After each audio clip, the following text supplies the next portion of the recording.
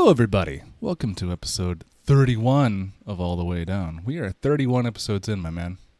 That's right. And you know what, too, is I have a retro game to talk about today, so that's fun. Did you know that I'm currently speaking with a gentleman named Dash Retro? Oh yeah, that's that's the name that I go by. Yeah. Dash. That's me. And It's a you're good Knox. name. I'm Knox, yeah. And this is All the Way Down, episode 31. Did you say that part? I think I said that part. All right. Yeah. Well, cool. That's all the like required things to say, right? Yeah. We're not sponsored. We're not sponsored yet, although I am vastly anticipating my email from what is it, Raid Shadow Legends that does everybody? Mm-hmm. Yeah. We can get Raid Shadow sponsored Legends, Displate, Skillshare. Skillshare's a big one. NordVPN, all of them. Okay, don't plug anyone else. We got to get money first. Okay, all right. So, real quick, you said you had a game to talk about, but last week we kind of left on a little bit of a cliffhanger I wanted to talk about, which was NFTs in gaming. Yeah. Do you want to talk about that first, or do you just want to hop right into games? I mean, I may be projecting here, but if I were listening to this, I'd be like, "Fuck all that NFT stuff. I'm here to listen to some retro game talk." That's true. It is an escapist thing that I like this subject for, but unfortunately, I think we can't escape for very long. That's true. The reason I shared the subject earlier last week was because Kirby had it. Was it the 30th anniversary of Kirby? I think is soon. Oh, this is what you talked about. Yeah, that Kirby has some. Yeah, there was some NFT business with that. Yeah. I actually don't see. I see a bunch of people trying to sell Kirby NFT crap like on Google. I don't see too much in the news of it. I don't know if anything's developed of it since then, but it looked like. I don't have the picture right up yet, but it looked like from like a preview or an announcement that Nintendo was going, "Hey, we're going to celebrate the 30th anniversary of Kirby and whatnot.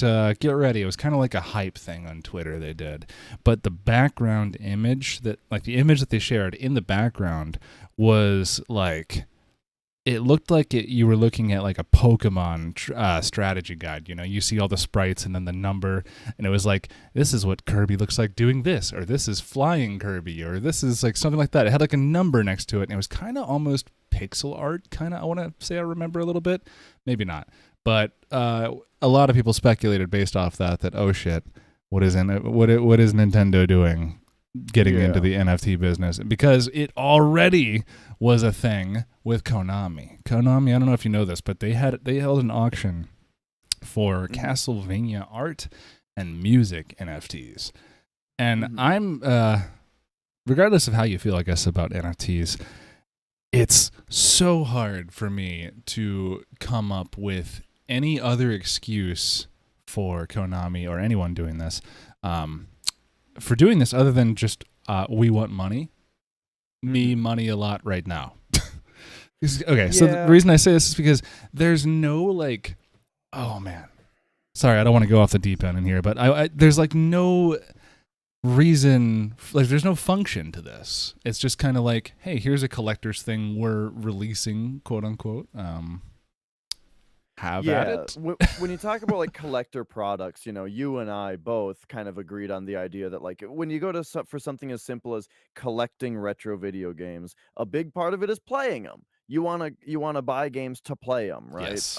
And then also it's neat that it's something that you own as well. If it goes up in value, that's kind of cool, but you bought it to play it, right? So it does sound kind of weird to have collector items be something that isn't functional. It's a non-functional transaction. It's a non-functional token. Yeah. Or token, right? Yeah. Clearly, I know nothing about NFTs, though. I didn't even know what they stood for. Okay, yeah. So I don't want to get too into the thick of it, but essentially, if you understand how crypto works, you'll understand how tokens work.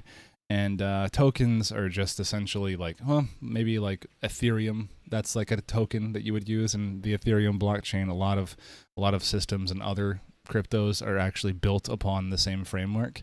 But essentially, it's a way for everyone to verify with everyone else that you own a thing, essentially, without any centralized, authority, granting you, okay, this guy owns that thing because we say so.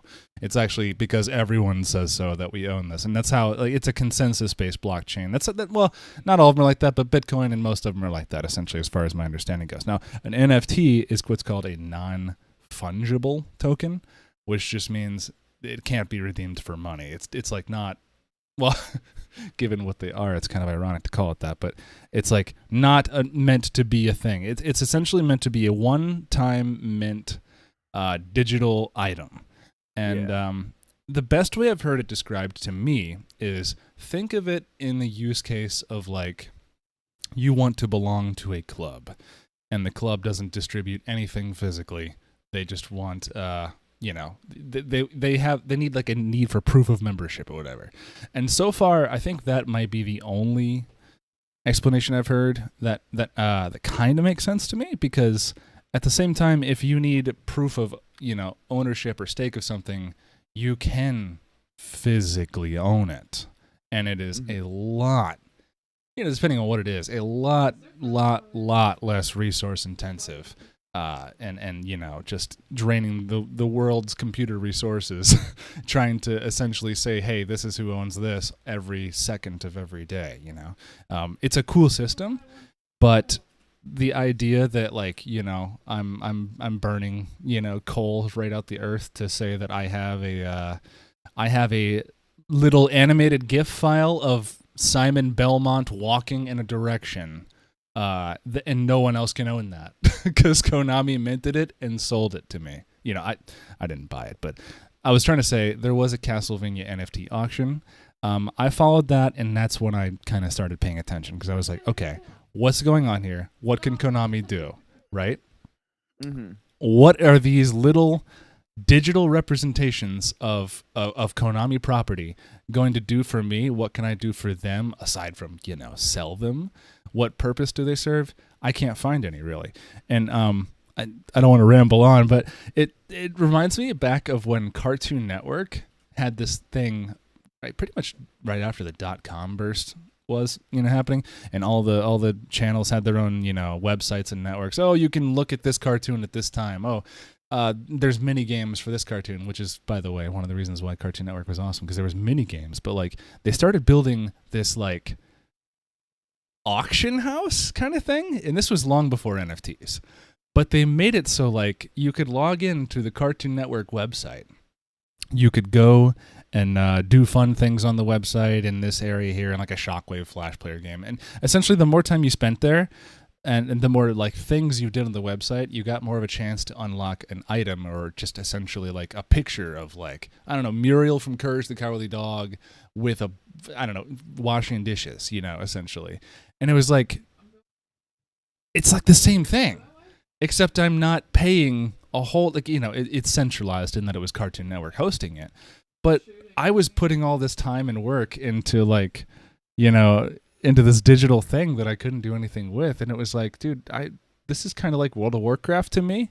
This is kind of like paying for a buttload of cosmetics in a game that I don't care that much about there's so much here that I can't physically own, but the NFTs are the only thing that, like, I don't get anything out of. Like, back on the Cartoon Network side, I could collect things and go, oh, cool, that's cool. What do I do with them now? I guess I just log off and go play a video game or something. Like, I didn't find a use case for it back then. I don't see a use case for it right now. And I don't see any move into the NFT world right now by any companies, especially the ones that I've seen doing what they're doing, as anything other than a cash grab. It's hard to see it any other way. Have you paid any attention to any of that? Yeah, no, I haven't. Okay. But yeah, being someone who knows nothing about any of this stuff, yeah, certainly, it's really easy for me to look at it and say that I don't see any value in it, Yeah. because I'm not someone who has heard any of the arguments as to why it is Yeah. good. You know what I mean? I just don't know anything. So Okay. to me, Yeah. absolutely, it does look like, oh, you're buying some digital thing that doesn't do anything, but maybe it'll Yeah. go up in value or something. I don't know. Well, you're pretty much on the money there. Like, yeah. I mean, no pun intended, but the idea essentially, it all boils down to the power of currency, money, being in the hands of the people rather than a government that can oversee, manipulate, steal, all the sort of thing. So the idea is that the only way you can trust that sort of thing is by consensus and just, essentially I'm going to say, hey, I'm going to buy $20 of X cryptocurrency. When I do that, it goes on to the network and tells the entire network, and every other computer node talks to each other to tell them the entire public ledger and, adjust with the new calculations. So essentially it's like one big mass of people, and I'm yelling at this dickhead over here, hey, I got $20. And that dickhead goes, oh, I just got $20. Did everyone hear that? Okay, everyone, he's got $20. And he's go, okay, well, I got $20 over here too. It's okay, no, I'm going to talk to the guy I just talked to. So on and so forth. It's all computers talking to each other, just agreeing with each other that a number is a number. And essentially the only way it can really be taken out is, if the Earth suffered some kind of huge solar flare and every last bit of the record was gone, all the paper wallet addresses are down, and when the computers got back, if they couldn't talk to each other, then it's all down and everyone lost all their money.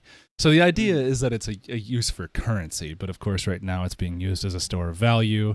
People are getting a lot of money on get-rich-quick shit going on with crypto. A lot of stuff I don't really want to get into, but essentially it's the new frontier in terms of technology. And so it's to loop it, not all good. yeah. From what I've gathered of what I've overheard is that it's a very hotly debated thing as to the ethics of it and whatnot.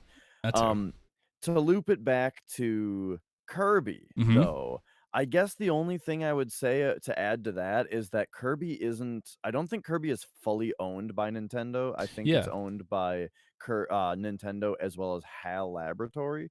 Is it HAL? Yeah, I think HAL did Kirby too. That's right, yeah. Yeah, I think they own Kirby, or at least they own it together or something like that. So, I don't have much to say about like what it would mean that they're selling NFT stuff that has to do with Kirby, except that it could be HAL and not Nintendo, or I actually found it right here. And sorry, appreciate y'all hanging out in chat too, but here's the link to it. I'm going to put that in chat.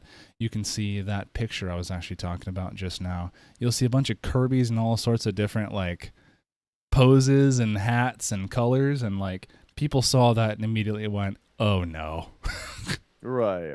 Yeah, so I do wonder whether it is HAL or if it's HAL and Nintendo together. I guess on this thing that you just linked that there is a Nintendo of America Twitter post talks about it. So I guess it has something to do with them.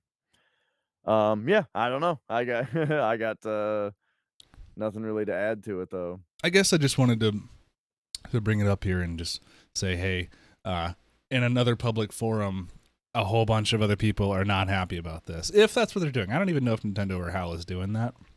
But Konami certainly did. I actually, it was the first time I ever delved into the possibility of maybe buying an NFT. And I used possibility with the lightest, emphasis possible. Like, I wasn't planning on it, but I wanted to see what people were willing to pay. No, I didn't. I unfortunately missed the day that the auctions were ending, but I did check back into them. I want to say like 1 or 2, maybe 3 days before the auction end. And the one that I looked at, which was just, I wanted something simple.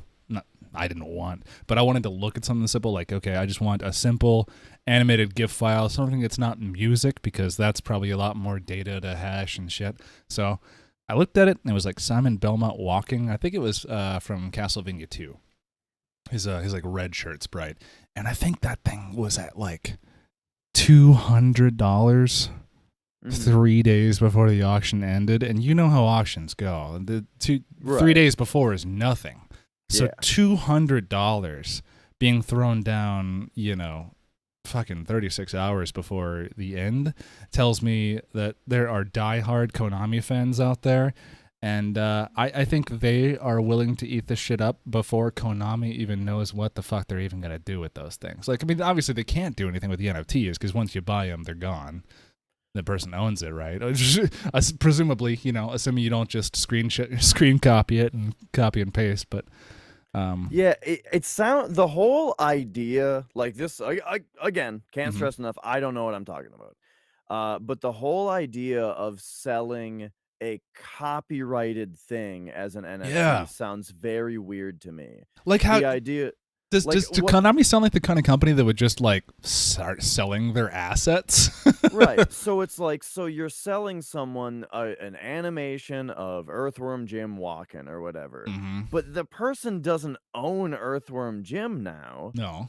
But they own this very specific animation. And man, that is a great point, though, because that actually brings up the idea that if they're selling these and you're not buying the rights to, obviously, like that, you're buying the rights to that GIF file. You're not buying the rights to anything Castlevania. Castlevania kind of, or not Castlevania, Konami kind of by proxy admits that they're not going to do anything with this. There's not really any function in them, and it's kind of like it's. I wonder if they're just trying to get some money off of some people willing to pay, and they're never going to do anything with those things ever again. It's not going to, What are they going to do? Or is there a small part of them that's playing the long game that thinks, hey, maybe somewhere down the line we can make big money on this because maybe Konami bought the NFTs.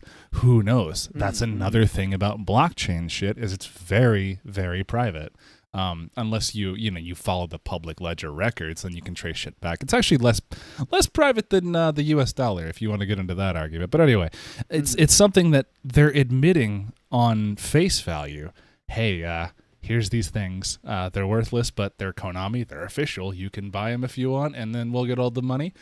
Or is some small part of them going, shit, maybe we shouldn't be putting our balls out on the table so soon, and then maybe the NFT thing is going to be huge, and then I don't know. That's true too. That's kind of an interesting point. But like from the little bit that I've heard, the thing that's really hard for me to wrap my head around is like, so every token has some sort of media attached to it. It's some sort of like visual or audio thing that is attached to it, right? Like it's a drawing. Not really. So it's kind of a thing. Well, I don't understand as much either, but at least from Konami's auction, it was little bits of audio, like sounds, like little clippets of music, an animated GIF file of a sprite, or just like a straight up like portrait level or landscape of like part of one of the levels or something. So, this is what I don't really get. Okay, so the music is a really good example for what I'm struggling to wrap my head around here.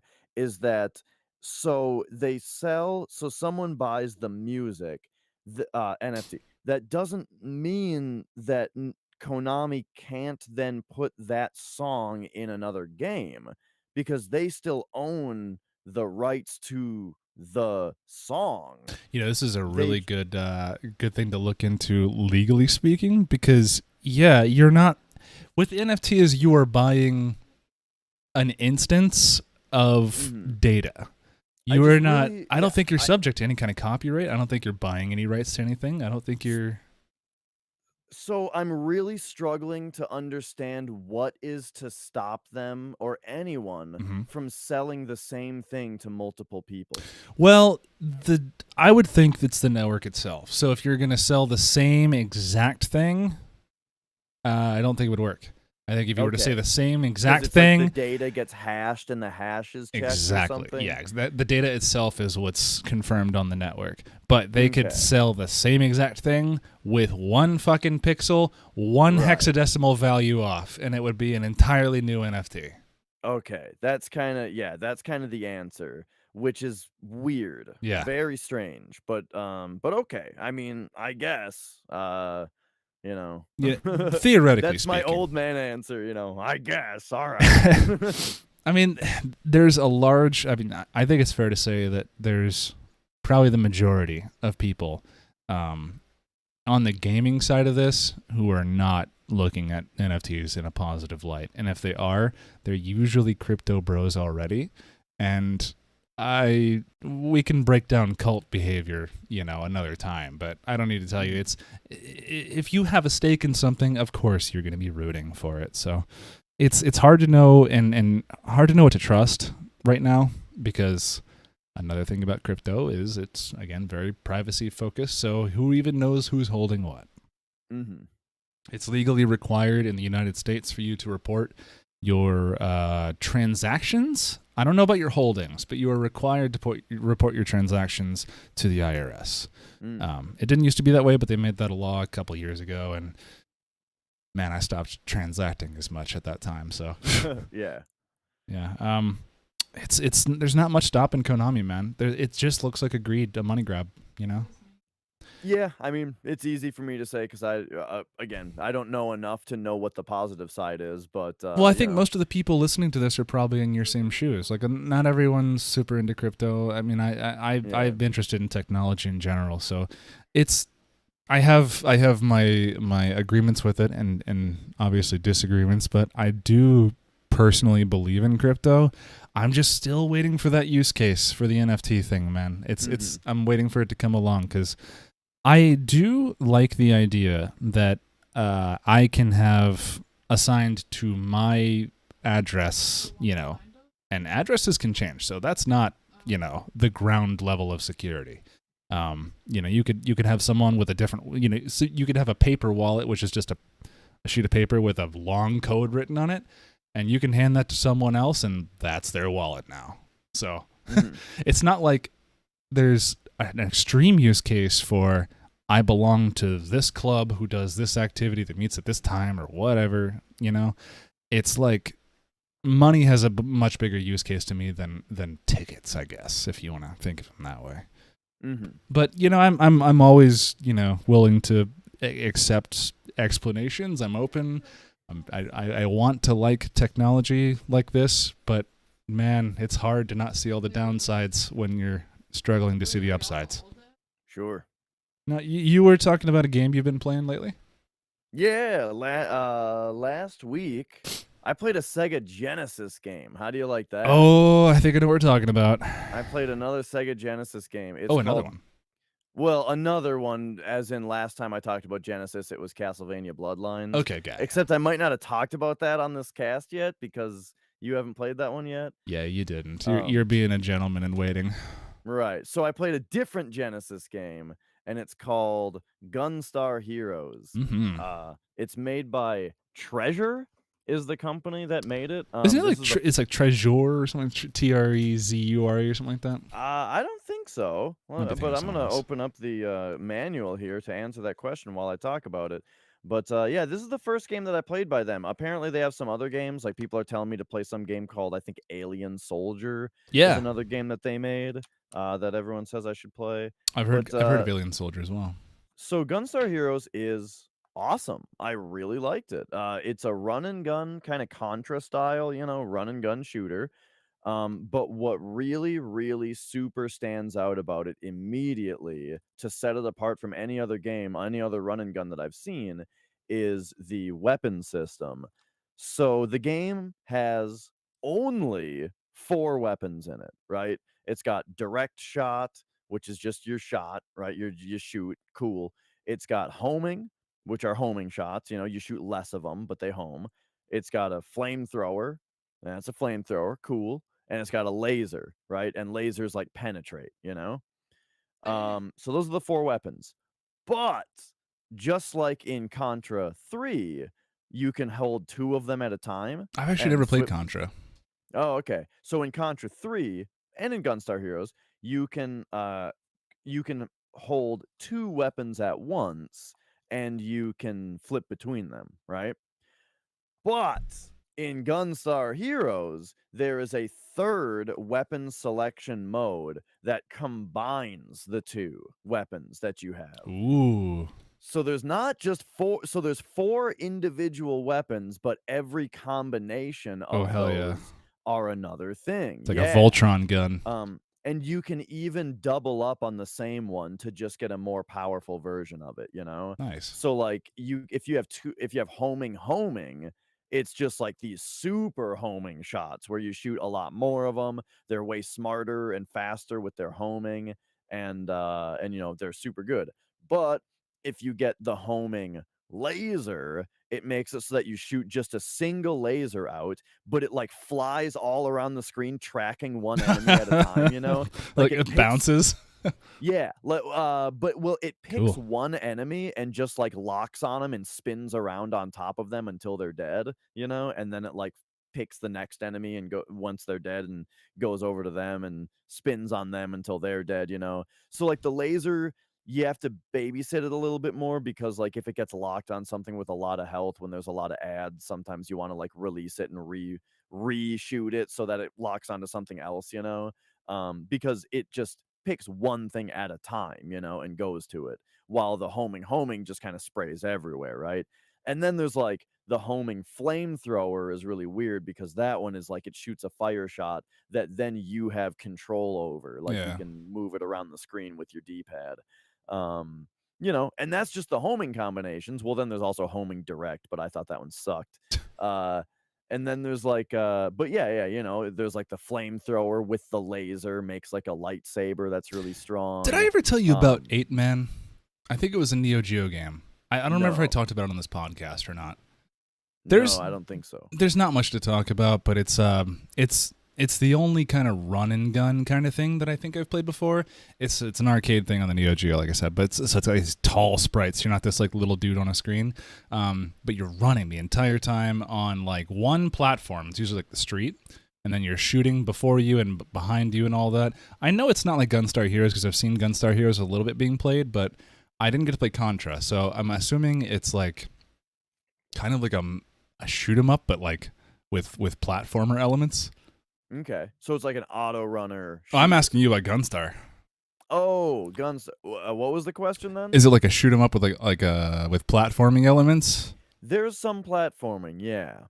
Okay. But okay, so that's the weapon system, right? And it's really fucking cool, and it's like really what Yeah. sold me early on the game. But yeah, so we can talk about the platforming. There's a little bit of platforming, right? The controls of the game are pretty cool because like you can run and jump and shoot, but if you double tap jump, like you hit jump again while you're in the air, you do this dive, and the dive like actually melee damages enemies when you Nice. dive through them. But if you're ducking and hit jump, then you do a slide. The slide also damages stuff.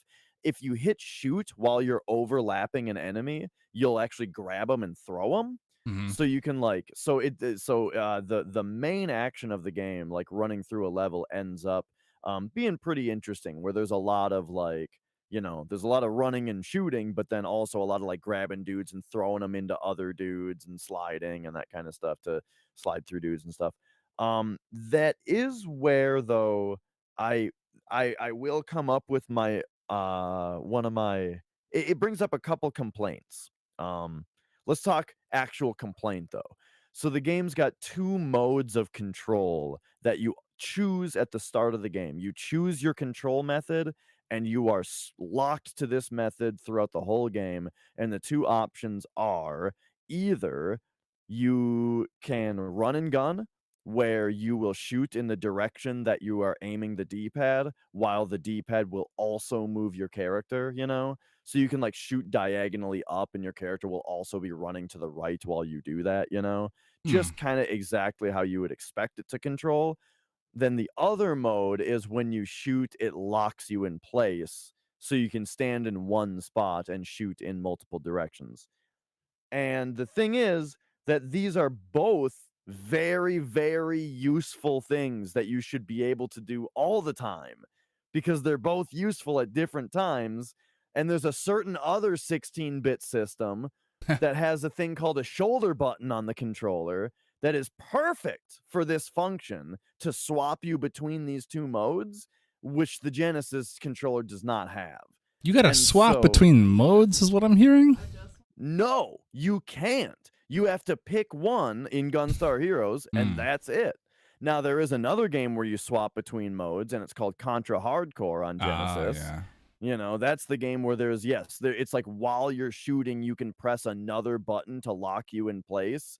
But it's also another face button. On the Super Nintendo, you just fucking hold down a shoulder button and it locks your character in place and it solves all the problems. Mm-hmm. But in Gunstar Heroes, you just have no option. You have to choose how to do it, and then that's it. That's how you have to play the whole game. Now, it like the game's great. Like, right, the game is really good, and like it's not like it makes it, it didn't make me dislike the game, but it did make me have to use homing 100% of the time. Oh, no.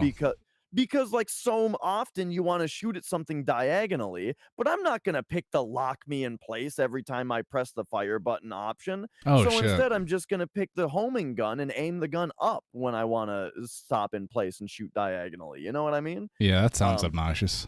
So at least the game does still have this really fucking cool weapon system where I can combine the homing with the other different weapons for the different things. But I did feel like I was basically forced to use homing the entire time because of the lack of a just simple shoulder button lock you in place action that How many Contra 3 has. How many hours would you estimate you're in so far? I probably played it for like 8 hours at this point. Okay, not bad. Yeah, I beat maybe a little more. I beat it on normal without dying, and so then I beat it on hard mode, but hard mode was a lot of dying. I had to try many times to beat it on hard, but I did it. Yeah. It was really tough though. Yeah, I was gonna say that. I mean, those games in general are hard in general. Like older games, retro games, they're so much more unforgiving. But it's I was gonna ask, this is like your second or third Genesis game? Yeah, basically. I've played Contra Hardcore, Castlevania Bloodlines, and I've played Sonic, right? I played Sonic. And then Gunstar Heroes. That's it. Those are the Yeah, Genesis games I've fucking played Sonic. I mean, that is, well, yeah. I mean, well, I just heard the imaginary other person in my head. Haven't you played Sonic? And yeah, I played Sonic. You've played more than just the first one, though, right? No, I just played the first Sonic. Okay, there's a reason that was your reaction then. I was gonna say right. you need to play. The second one's better. You got to play. Okay, so I can't actually vouch too much for the second one. I've heard everyone loves the second one, but when I was a kid, one of the first video games I got for my first ever console, Sega Genesis, was the third one, and I thought the third one had so much cinematics compared to like all the other Genesis games that I had. Like Columns was a puzzle game, so it's not going to have too much anyway. I had Vector Man, which was a platformer. It was kind of like their... man, I highly recommend Vector Man, by the way. I've seen Vector Man. Isn't that a run and gun? It is. It's a lot. It's their competitor to Mega Man, I think, pretty much. And I have a friend who showed that comparison to me, a vegan Tyler. He showed that comparison to me, and I was like, oh, damn it, I guess it really was supposed to be Mega Man back in the day, wasn't it? I didn't think about it. Because at the time, Mega Man, for me, I was only playing on the NES. And that was like once in a blue moon when I could at my daycare. But I had a Sega Genesis, and I played Vector Man all the time. So it was like this... It was more than that, I guess, because like one of the things about Vector Man was he had forms where... Mega Man is just kind of always Mega Man, and maybe he'll get more armor and maybe an upgraded weapon rate, I think. I think. Haven't played too many Mega Mans, but like the idea was that a certain power-up for Vector Man would change him into a certain form. Like he could be a buggy, like a little car, Or he could be, what else could he be? He could be a fish, he could be a bomb, he could be a train, he could be a lot of things. It was cool. And that was like a bonus level. Lots of cool stuff to do. Lots of cool tricks that you could see the Genesis pulling on you visually to pull off the scene of what they're trying to do. Cool to see it that way. You know how Super Nintendo had like the Mode 7 graphics. It's kind of that, but a little bit less extent. A lot of 3D or 2D manipulation to simulate 3D. Very cool. I think you'll really like the Genesis if you dig in deeper. I mean, there's a lot of shovelware, like there is, of course, for every game system, but I think you might have to sift slightly harder for Sega gems, but like at the same time, the ones you do find are insanely good, and the even like the bad games for Genesis I've found, the ones that aren't totally unplayable still have their charm to them. Well, one thing I can say really positively after basically just having played these few games is that the D-pad on the Genesis controller is way better than I Yes. thought it looked. I think it looks like garbage because Looks it's a kind of rough big because it's a dumb disc. circle. Yeah. Yeah, but it actually feels really good. It's very responsive, and you don't do any accidental diagonals and stuff. It's a really, really solid D-pad. The It's face buttons feel pretty good too. It's just it needs some fucking shoulder buttons, dude. it It drives does. me nuts. It does. Uh, so It so got yeah. them later on in the Sega Saturn. So Okay. So back speaking of which, and back to Gunstar Heroes, the other mhm. thing about it, my other like I guess my other kind of complaint about it being someone who has grown up playing a lot of Contra, right? Is that when you think of Contra, you think of it's a run and gun, but also the platforming in Contra is Yeah. pretty strong, you know. There's like there's a level where you are in like the first Contra for NES even, for example.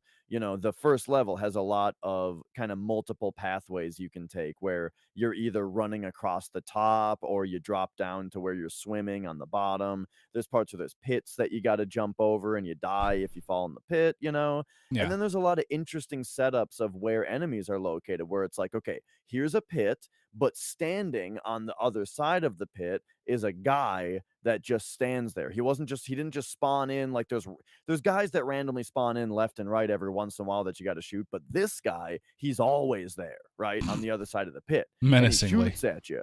And so you have to like time the way that you're going to jump over the pit to also avoid his bullets so that then you can shoot him while you're doing that, and it's like a little thing you got to do, you know what I mean? While with Gunstar Heroes, I Actually sounds a lot kind like Metal Slug, what you said. I kind of felt like with Gunstar Heroes that the levels were mostly you just run forward and just in like a hilarious amount of enemies are just pouring into the sides of the screen constantly. You know Cool. what I mean? And it's like a total clusterfuck the entire time, which in its own way is fun and cool and good, but I'm missing those like really special little platforming set pieces. You know what I mean? I like how Contra has the pits you got to jump over and the different layers of platforms that you got to work So you're with saying and it's stuff. like just one kind of solid dimension and very linear? Yeah, like, Okay. it does things, like you run to the right for a while, but then like the first level's got these stairs that you got to jump up and you're kind of shooting guys while you jump up the stairs. Okay, that's cool. And then you're sliding down the other side and yeah, you got to shoot guys while you're sliding. So it definitely changes it up visually and how it feels, and all of that is cool, and maybe it's almost as good. Like maybe it's better than I'm making it sound. It's really cool, but really what I found with Gunstar Heroes that it did really well, where it excelled at its levels, but Contra does this too, is how different the different levels feel in their gameplay style. As in, the first level is run and gun, but then the second level you're on like a bike, and you can like switch between whether you're riding on the ceiling or riding on the floor, Hmm. and like then but it's the same thing though. You're just riding from left to right, and there's no like jumps that you have to time or anything. It's just like you're riding, and just a fucking ass load of enemies are just pouring into the sides the entire time, and you Is there a just lot of shoot 'em. slowdown? No, it plays great. Really? Yeah. That's good. Uh, but it's still cool though. It changed it up a little bit. It's cool. There's like a straight up space shooter level that's really awesome, also. So like it does different things. Contra does too though. Contra's got in the first game, it's got those levels where you're looking down the hallway instead of being a side scroller. That's pretty sweet. Contra 2 had the top down levels. Contra 3 had the top down levels where you could mode 7 rotate 360 degrees, right? So those games changed it up too, but I just felt like the actual level design is a little bit more interesting in Contra. Um, but Yeah. that said, loved Gunstar Heroes overall. I thought that Oh. the main gameplay was very cool. I think the boss battles are where it excels the most. The boss battles in Gunstar Heroes are fucking incredible, and there's a lot of them, and they have a lot of phases, and they're really fun to learn. And yeah, so I would definitely say that from what from the little bit of Genesis I've played, it's a When must when did play. Contra Hardcore come out? I don't know. Would you say it was after 93? I kind of have no clue. So Gunstar Heroes came out in 93. I'm just reading the wiki here. Apparently, Treasure. I was thinking they were spelled like Trésor or whatever earlier because I was thinking of Trésor or Trésor, which is actually a wallet company for crypto. So funny little crossover there.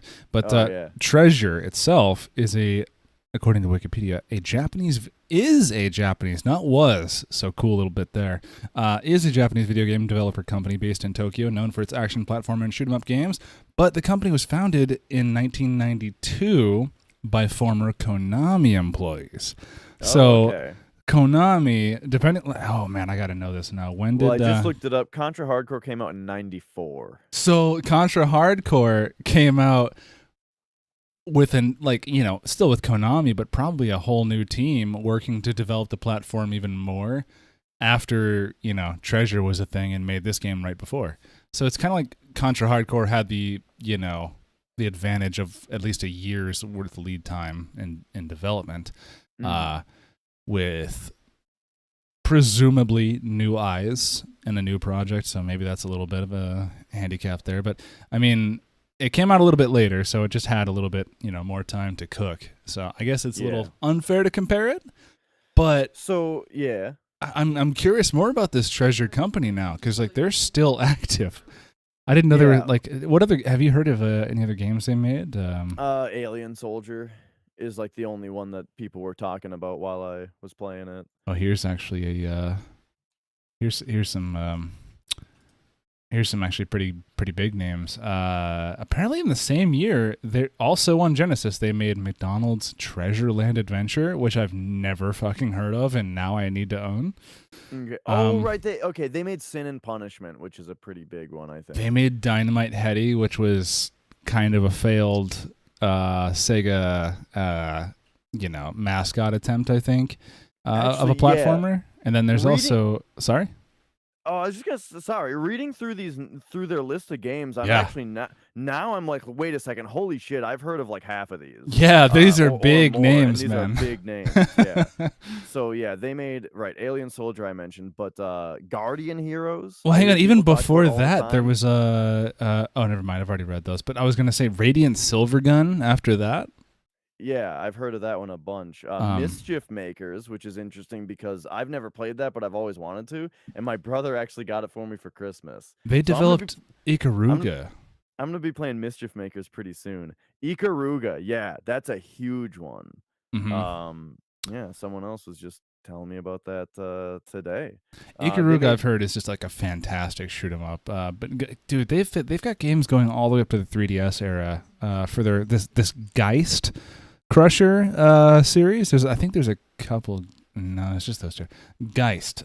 Apparently that's a known name for them. But I've heard of Bangai-O as well. And they have a Bleach game here. And this is actually another thing I wanted to ask. So you seem to like Gunstar Heroes so far. How do you plan on playing the Game Boy Advance title? The Game Boy Advance title? What you talking about? Yeah, so there's not only just Gunstar Heroes, there's also Gunstar Superheroes on Game Boy Advance, developed by Treasure. Oh, I never heard of it. Yeah, I don't know. Maybe I'll check it out, sure. I can't imagine it's going to be super affordable. Apparently, Sega published it for the Game Boy Advance. I didn't know that. Okay, yeah, it came out in 2005. So one thing, so kind of to, I guess for closing the thoughts on my review of it is that I would say this game is really cool, and if you're into retro games, you'll definitely like it. I think this game, even if people like modern games, I feel like this game did age really well as far as if you look at it as a new game. If an indie game came out with this game today, I think it would feel really modern and really cool. partly because the weapon combo system is awesome, and like totally is a thing that I feel like you would see from like a creative indie game nowadays. But then also I mentioned that it's got sliding and diving and Yeah. throwing dudes, and all of those kinds of things felt very modern to me as well, especially because people nowadays love air dashing, right? I don't know if only I've noticed this, but like air dashing is something that more and more games have now. And the dive in this You know what it game is, right? Say what? You know what it is, right? Air dashing, the popularity. Fighting games? Uh-huh. Probably Guilty Gear, mostly to blame, because... Well, nah. I think of something like Celeste, you know? Like, Celeste is the most popular thing ever, and that's got air dashing in it. Celeste is the most popular thing ever. Celeste is a very popular game. Sorry, it's a hyperbole that I said, but Celeste is an extremely popular game. I believe you, because I've heard of it, but I don't even know what it is. Oh, it's really, really good. I just know I've seen it on Steam a lot. But Gunstar Superheroes on Game Boy Advance, by the way, actually less expensive. It's $47 loose, whereas Gunstar is $58. Yeah, yeah, definitely. Gunstar Heroes, it was not a super cheap pickup for Sega Genesis. But I sprung for the case, you know. It's worth it. But yeah, so anyway, though, I was gonna say like the diving in the game made it feel really modern with the air dashing, with the bosses specifically. Like, you know, there's one boss specifically, you know, that like you gotta watch him. You know, you're trying to shoot him, but he's got like 4 different moves that he can do, right? There's this one boss where it's like you're fighting this beefcake on the wings of a helicopter, right? Which is kind of making it sound like Contra a lot.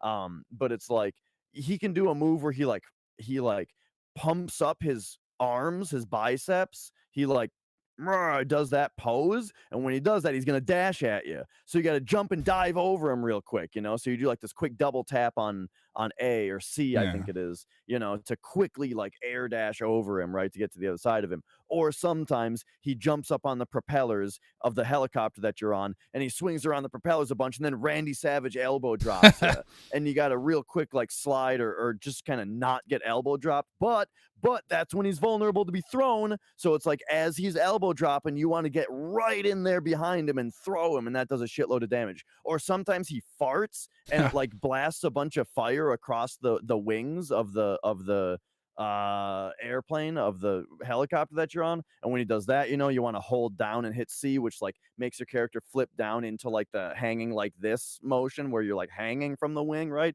Because then the fire goes across the top of it and doesn't hit you, you know. And it's that kind of shit where it's like, here's a boss, he's got 3 or 4 different moves. Oh, and I love this about it too.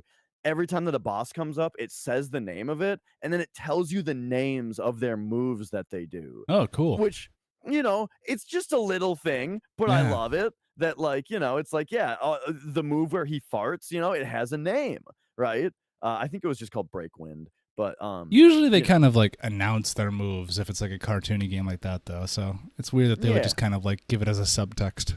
Right, because the characters don't talk out loud. Yeah. I mean, they make noises, you know. They you know, do that kind of stuff when they throw dudes and stuff. It's good for the info then. Yeah. So that's like a small enemy, though, right? That's a boss battle that's like a beefcake who's like a human, you know, and he's got a few different moves, and you got to respond to him. But then there's other bosses, right, that are like a big thing. Like there's one boss, for example, that's like a big robot kind of thing that's being piloted by a guy, but it transforms like 7 times. It transforms into like 7 different phases. So the boss fight is like 5 minutes long, you know, while it goes through every one of these different phases, and you have to like memorize the moves of all of these different phases. But they're all pretty simple on their own, you know. It's like instead of it being a boss that has 4 different moves, this is like a boss that has 1 or 2 moves per phase, and there's 7 phases, you know. So you kind of got to get good at all of them, and that's really fun, you know. So I like overall the game rules. I you know, I got a couple criticisms for it. One of them is just the Genesis controller, right? One of them is just the control thing. Dude, having to pick the 2 different control modes. Listen. I'm gonna break you out of this conditioning for a second. Okay. The reason your Stockholm syndrome exists for your shoulder buttons is only because you've experienced them also in the future past that point in time to where you're used to having it and you like its ergonomics, so you feel it. But when you go back to it, it feels just as good, feels retro or modern by that kind of standard compared to the Genesis controller. But in the context of the day, you had 4 buttons and a shoulder button that you had to work, or you had them all right there for your thumb to choose. What I'm seeing is I've played Contra 3 on Super Nintendo, and I've played Gunstar Heroes on Genesis. Or, to be even more similar, I've played Contra Hardcore on Genesis, right? And when I play that Genesis one, I'm dearly missing the controls of the Super Nintendo one. Yeah, fair. Well, okay. But you're playing a game that you have also played previously, which, again, to be fair, came out after this game, with a control scheme designed around that. Yeah. Versus you're not. It's like going 1 year back in time and going, God damn it! This product that came out later is better, and this sucks right now. In this current time, this sucks right now. Well, when they're trying to sell me that Genesis does what Nintendo don't, this bullshit, I'm looking at it and says, Genesis don't do shoulder buttons, and it's a problem. That's true. That's fair. And I will admit the shoulder buttons are ergonomic as fuck for what that controller is. Let me just, I hear what you're saying. Let me just pause it. No, you. Okay. Because that's about where that's going to go. Console wars are pointless. Yeah, I'm not trying to get into a console war. I know. I'm just saying, ergonomically, yes, I agree. But, and here's what I'll agree with you. I think, in fact, the Super Nintendo controller functionally is better with the way that human hands are laid out. But I think the layout for Sega Genesis, originating from an arcade stick with 6 buttons, is way better than a Super Nintendo controller. Do you know what I mean? Like having an actual fight stick's not the right word, but an arcade stick with 6 buttons like the Genesis layout, I think that's way better. You're making it sound like the Genesis controller is just under-designed. No. I'm explaining. Oh, it had 6 buttons. We'll just put that on the controller. It's good. While Nintendo was like, hang on. We got 2 thumbs, and then we got all these other fingers. Let's use a couple of those, too. No. We're going to hold this thing in our hands with 5 fingers on each hand. No, I think what it actually was Sega assuming that the 6-button layout with the D-pad would just be good, because Sega was approaching this era of gaming from the perspective of how can we bring our arcade experience into people's homes.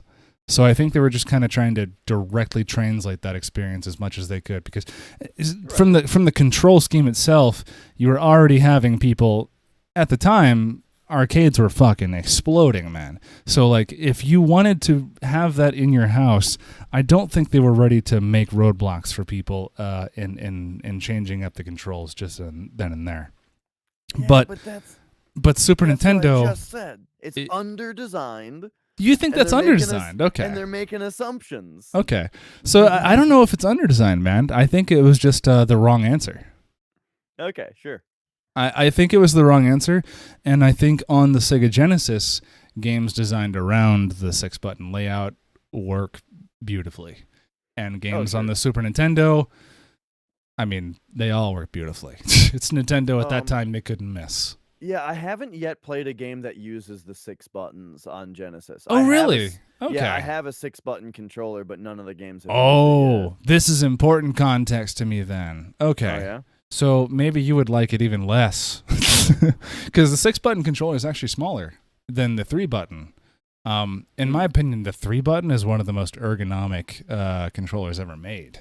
Because I had no problems with the shape of the controller or anything. I think that it looks goofy, yeah. But it's comfortable in your hand. And like I was saying, the D-pad is great. It's not the Atari Jaguar controller for sure. Mm-hmm. Yeah, we got Mortal Kombat in the chat. So I understand why Super Nintendo at that time was better for that because Mortal Kombat is what's known as a 5-button game. It's low punch, high punch, low kick, high kick, and block. Yeah. And later on, And they in added a Mortal run Kombat, button. the block button they put in like the middle. Yeah, man, it's fucking terrible. I know they were being, I love Mortal Kombat to death, man. But mechanically, the game is garbage compared to like what all the Japanese developers at the time were doing with Street Fighter and SNK with Fatal Fury and King of Fighters, man. It's something else. But its strength will always be its aesthetics and its ridiculousness and its crazy and hilarious good story. Love Mortal Kombat. Anyway, controllers. I love the 6-button controller, but I used it for 6-button controller games like Street Fighter 2 Champion Edition. I played a lot of other games that didn't utilize it, though, like Columns. I played a lot of Columns, man. Columns. I played, Sonic didn't need but a 3-button controller. It was, it actually makes sense to me now because it was Street Fighter 2 itself was the reason the 6-button controller happened on the Sega Genesis, actually. Once Street Fighter 2 exploded in that time in the arcades and they were getting the ports for home consoles were getting to the point where people could have a lot of fun with them, they were like, okay, we need to have this at home. And so that's, I guess, where we come in with this under design that you said, which was we're bringing the arcade to the home, but you're playing with 3 buttons. So you're playing the game. I'm curious if Gunstar Heroes has a 6-button mode. No, I'm using a 6-button controller. Oh, you are? Okay. Yeah, just none of the games have used it yet that I've played. Gotcha. Do you have a 3-button controller?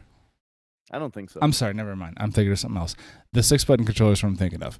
It has a little like shoulder switch on the top right. Yeah, there's like a mode button. I Yeah. sit there and click it a lot just for fun. Doesn't and do wishing much that it ever, did yeah. Something. Yeah. I've noticed it doesn't do much in the games that I played it in either. But essentially, all it does is go, hey, if you're a 3-button game, here's a 6-button controller. Press this, and now it'll work with you. Yeah.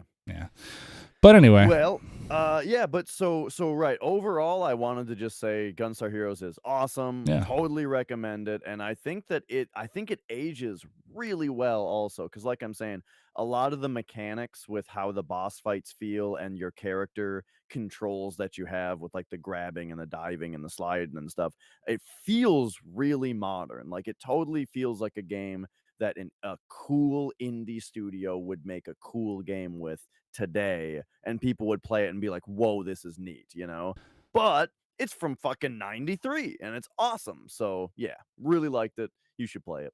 I have a challenge that I'd like to issue you. Okay. There is no prize involved except for the data. I am curious to see what your opinion is. Have you ever played Jurassic Park on Super Nintendo? No. Well, I think when I was a kid, I played some kind of Jurassic Park game. I don't remember which one. Me too. Game Boy for me, and I loved it on Game Boy. It exists on Game Boy.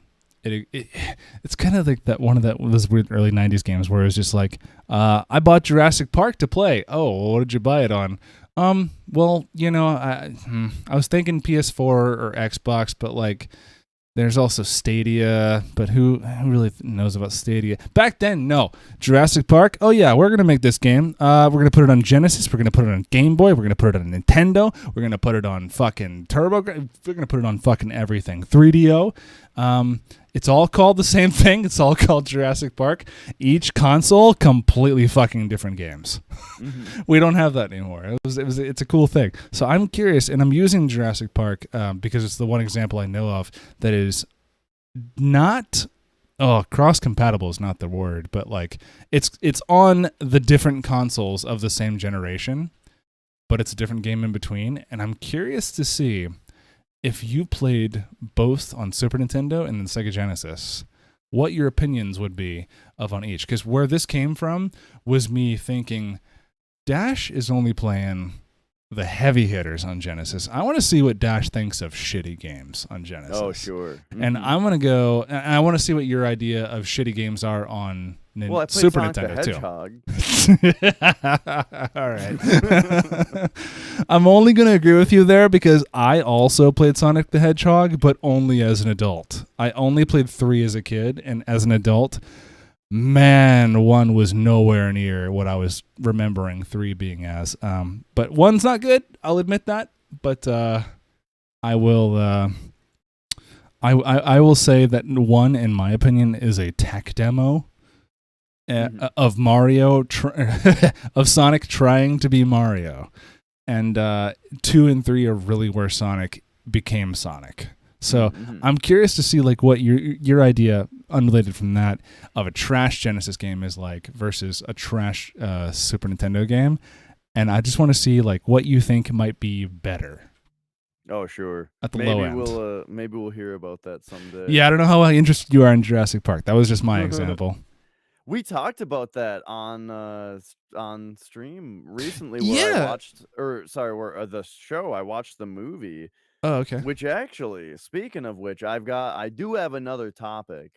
Go for it. If we have time. Oh, well, just to close that out, all I was going to say was that Jurassic Park, I played on Game Boy as a kid, loved it. It was a pretty good platformer, but the first game I ever streamed was the Sega Genesis Jurassic Park, and man, I had Camel even with me in chat going like, okay, yeah, this game is broken. Like these levels don't even let you know how to get through them. Like it's fucking.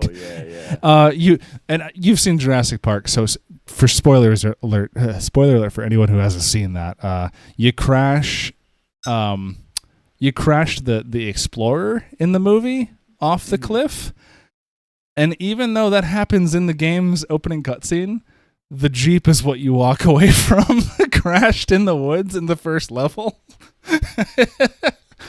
Wait, you crashed the Explorer? You crashed the Explorer, and then the fucking Jurassic Park, like the Jeep is actually overturned. Oh, okay. In the beginning of the level. It's very strong start.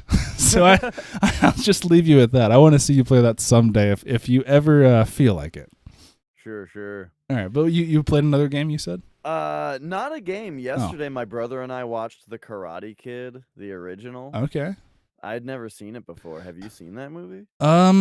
So is this is the Karate Kid they revived the Cobra Kai thing? Yeah, that's what that's from. Yeah. So I actually never saw it. When I was a kid, I was a Three Ninjas Kickback kid. Gotcha. Do you mind me briefly discussing? Yeah, go ahead. Okay. So yeah, it's the Karate Kid is yeah. If you've heard of Cobra Kai, which is like a show now, right? Yeah. Cobra Kai is the name of like the rival karate dojo in the movie Karate Kid. So Karate Kid is Ralph Macchio in the 80s. He's from New York, and his mom gets a job in LA or San Francisco or something. I don't know. It's in California. His mom gets a job in California, and so she and he moved to California. You know, the movie opens with them arriving in California. Yeah. And the mom being like, "Oh, it's gonna be so great. There's no more winter, yada yada." And Ralph Macchio was like, "Oh, I don't know about it, ma." You know, and yeah, he's not so sure, right? So but it turns out, or you learn quickly that he's had a little bit of karate training, you know, at his hometown in New York. But when he gets into this new place, he meets this girl that's pretty. Ooh. And then some bullies though come by, and they like are bullying her, and he tries to stand up for her, but they kick his ass with karate. And he knows a little bit of karate, but they kick the shit out of him with way better karate. Hell yeah. And then it turns out that it's the ex-boyfriend of this girl that he likes now. So then he's in school, and these guys are giving him a hard time. They're beating him up, you know, even outside of school, they beat him up, you know, and he's like, I gotta solve this bully problem, you know. But then he finds out that Mr. Miyagi, the like repairman or the maintenance guy at the hotel, turns out to be like this really interesting guy from Okinawa who like does uh uh does the bonsai or is it bonsai trees? Bonsai. He does the pruning of the trees, and he has all this cool knowledge and stuff, and then it turns out that he knows some karate, and he makes a deal. Well, It's just like the filmmakers of the time going, yeah, that's some of that Japanese stuff. Write that in there. well, see, that's the thing, is that it kind of seemed like it was gonna be that at first, Mhm. but I found Mr. Miyagi to be a really great character, genuinely, Yeah, and a I lot. think I that heard a lot they of people did. Yeah. And I think that they did a good job having him kind of educate people who do kind of think that way, of like, oh, the crazy Japanese stuff, what is that fucking bonsai or whatever, and he corrects them, right? Because the main character keeps calling him Miyagi at first, Mm. and he's always correcting him, and he's so I felt like the actual and like the details that he had, he tells him like, oh, Okinawa, it's here in Japan, right? Japan is 4 islands, and and that kind of stuff, right? It had some good stuff like that in it. um what I thought was interesting about the movie, though, was that, okay, so what happens is he ends up telling Mr. Miyagi his problem at school about the bullies, and how they know karate, and they're from this other dojo, the Cobra Kai. And when he saw them at the dojo, the Cobra Kai, the instructor there was like this big asshole that's like, the whole mantra that he's teaching them is strike first, no mercy, like that kind of stuff that you wouldn't necessarily think is karate. Karate is supposed to be like special, or is supposed to be like Self defense. self Yeah. defense, yeah. But all that stuff, oh, no mercy, uh, that kind of thing. And so, when he ends up telling Mr. Miyagi about the problem, you know, Mr. Miyagi is very like, no, fighting is always the worst answer, or always the last answer, and that kind of stuff. And he says they're going to go over and talk to him, and so they go over and talk to him. And basically, it all gets established halfway into the movie or whatever that Mr. Miyagi, it's not going to work to just talk to him, and they need to make a truce that's like, okay, we'll fight, but not on the streets after school, not at school. We're gonna have like a truce almost until the big karate tournament. The big karate tournament. Yeah. So now Ralph Macchio is gonna get taught karate by Mr. Miyagi to go beat up the Cobra Kai guys at the tournament, and that's the setup for what the rest of the movie's gonna be. All right. So all that happens. That's like act one, right? And then act two is like the training, and there's quite a bit of it. Sometimes he's dating the girl, sometimes he's training with Mr. Miyagi, and at first it's like Mr. Miyagi seems like he's just kind of jerking him around, because the first thing that he has is him do is wax all of his cars, wax on, wax off, right? God, there's And so much of this that I recognize from like other things. yeah, totally. Like the wax on, wax off thing was big. Like, yeah, I've heard that before. Not even just that though, like even just like down to the straight up, I need to learn this amazing thing from this old man, but he's gonna make me do all this shit. Right. So then he also makes him like sand the floors. He makes Mhm. him paint the fence. He makes him paint his house. And at some point, Ralph Macchio is like, "What the fuck? I thought you were gonna teach me karate." And he's like, "Oh yeah, I have been teaching you karate. Check this out." And like he shows him that the wax on, wax off motion that he had to do to all the cars for 6 hours right now. Oh, that's how I can block a punch, is with that action, right? And then it gets into some other stuff where at some point, he keeps asking him, "When are you going to teach me how to punch?" And he's like, he knows better, right? But here's where it started to get kind of weird to me, that I felt like the movie was kind of missing something, where at this point it didn't really feel like there was very much conflict anymore. There was this impending thing of the tournament that was on the way, but it didn't like reinforce that as a threat. The movie, I felt like the movie, while Ralph Macchio was learning karate from Mr. Miyagi and dating his girlfriend and everything's kind of happy, I felt like they could have used some scenes where like it showed Johnny the bully at Cobra Kai learning the really getting better at karate also, Yeah, right? because you There could. should It's like a Rocky, fucking, versus. yeah. Yeah, I wanted there to be more no mercy, strike first. Look how brutal Johnny is, I need the like Sith Lord training of this other bully yeah. kid.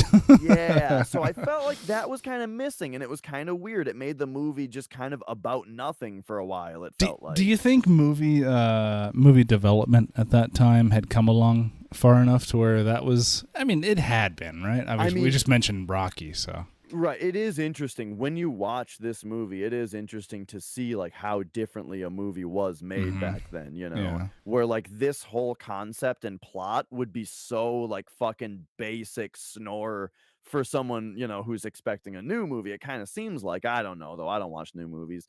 But anyway, then Same. so you get this scene where like one day Ralph Macchio goes to Mr. Miyagi's and he's like drinking and he's wearing this old military uniform for some reason, and he's like talking about his wife.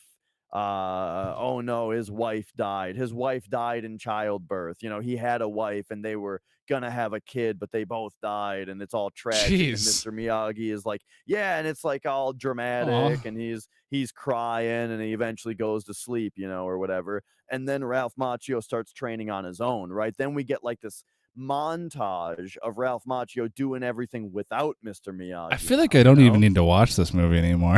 I'm kind of telling you the entire plot, but It's not even that you're telling me the entire plot. It's that I know that you're telling me the plot and I'm seeing it in scenes from other movies. oh, sure. But here's the reason that I'm telling you so much detail is because I need you to understand why I was confused by the very next scene. hmm So Ralph Macchio is training like without Mr. Miyagi now, and it's like a big special moment, right? That it's like he's doing it himself, right? I feel He's like that's not a good practicing thing, though. He's practicing his balance, he's practicing his moves, all that. And then in the middle of the montage of him practicing his own, then Mr. Miyagi's there and he's wearing this like big padded suit and like a face guard, and he's teaching Ralph Macchio how to punch, but there hasn't been like a scene transition, and I'm wondering why he's back, you know?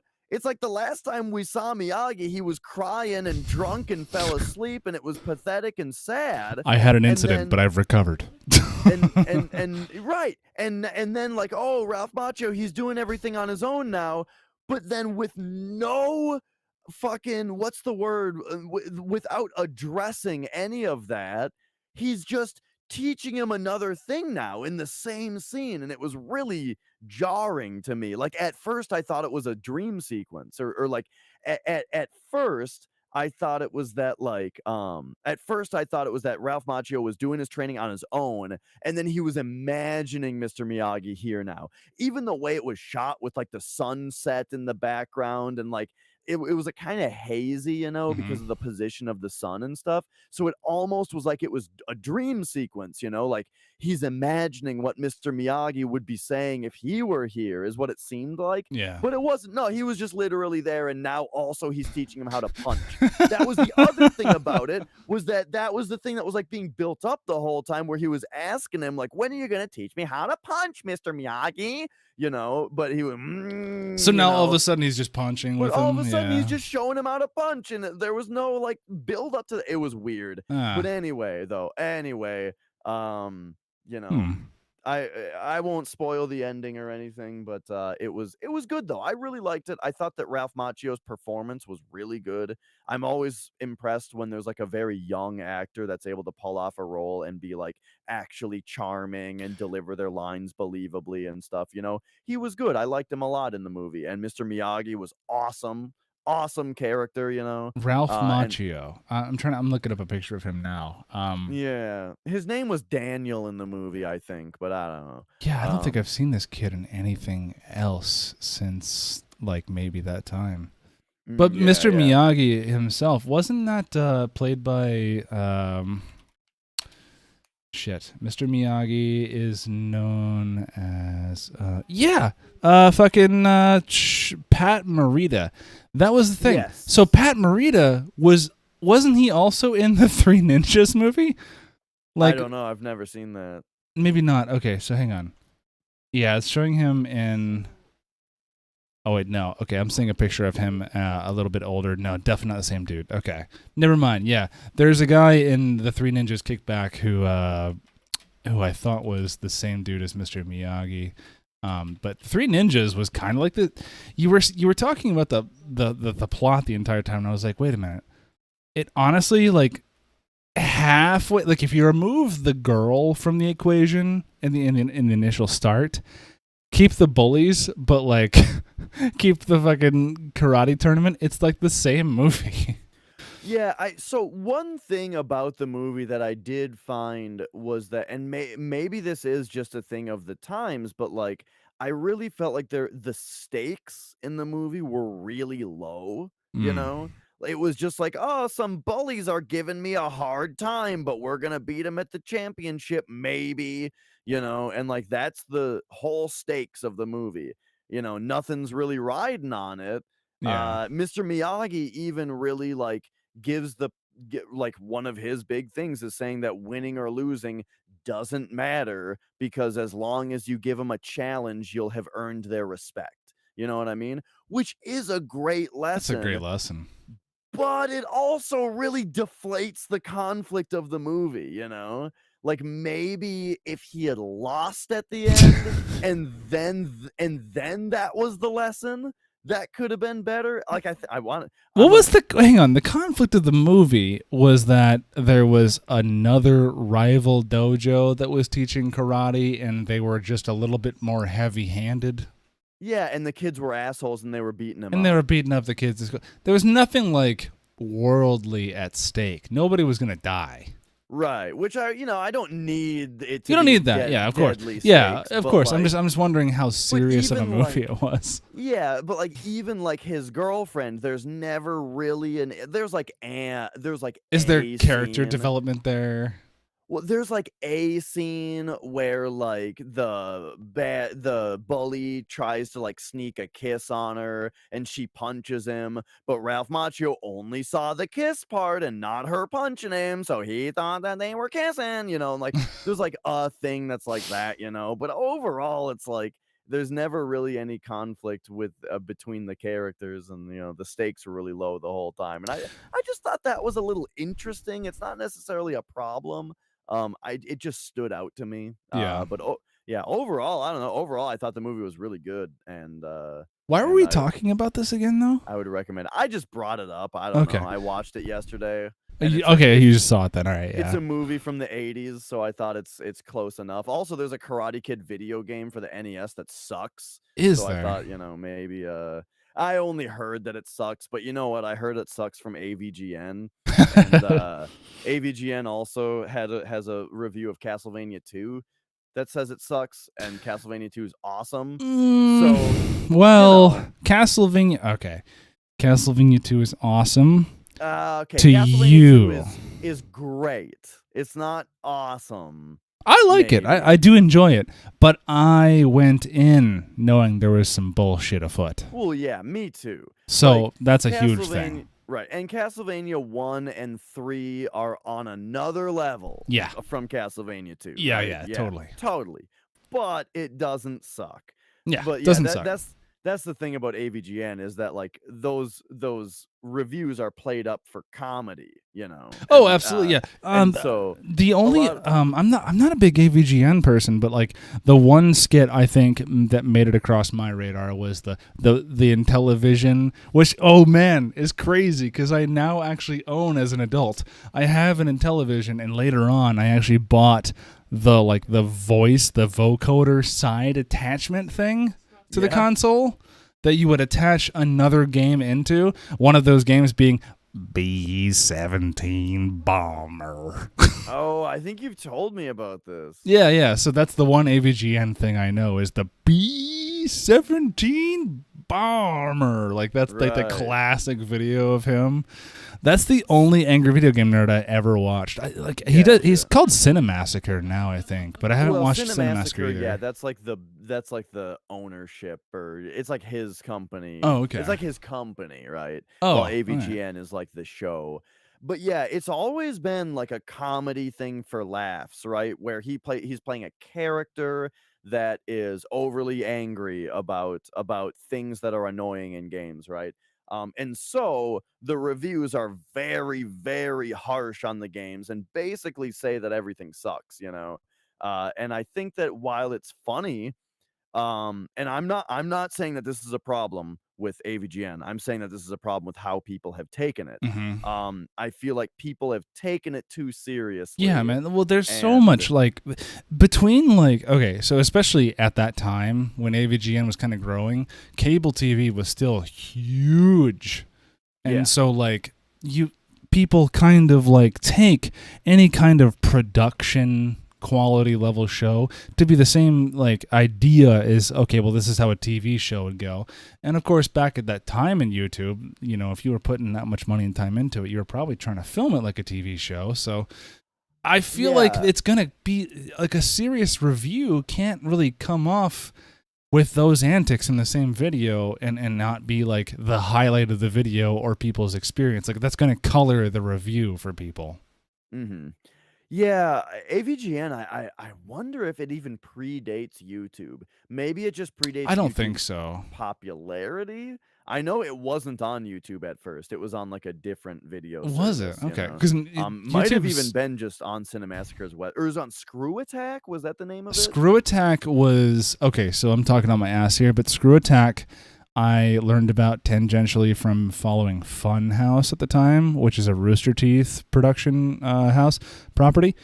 Screw Attack became a Rooster Teeth property later on, I want to say. Okay.